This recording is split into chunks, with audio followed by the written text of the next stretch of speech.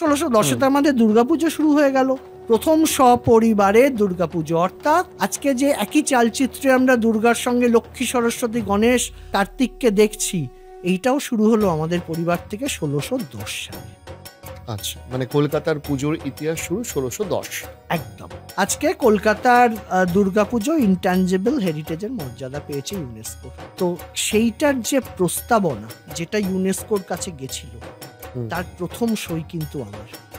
আচ্ছা, stake holders যারা, দুর্গাপুজোকে কেন ইনট্যাঞ্জেবল হেরিটেজের আখ্যা দেওয়া হবে, সেই প্রজেক্ট রিপোর্টটা তো পাঠাতে হবে ইউনেস্কোকে, তবে তো তারা বিচার করবে, তারপর সেটা ডিক্লেয়ার করবে। একদমই তাই। তো ফাউন্ডার্স অফ কলকাতা দুর্গাপুজো হিসেবে তার হিস্ট্রি, তার সমস্ত কিছু এবং প্রথম দাবিটা, প্রথম সইটা ছিল কিন্তু আমার।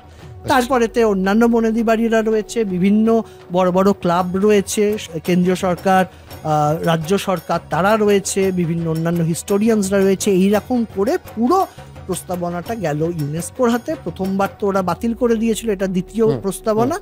এইবার এটাকে ওরা মান্যতা দিল এবং কলকাতার দুর্গাপুজো ইনট্যাঞ্জেবল হেরিটেজ লিস্টে এসে গেল।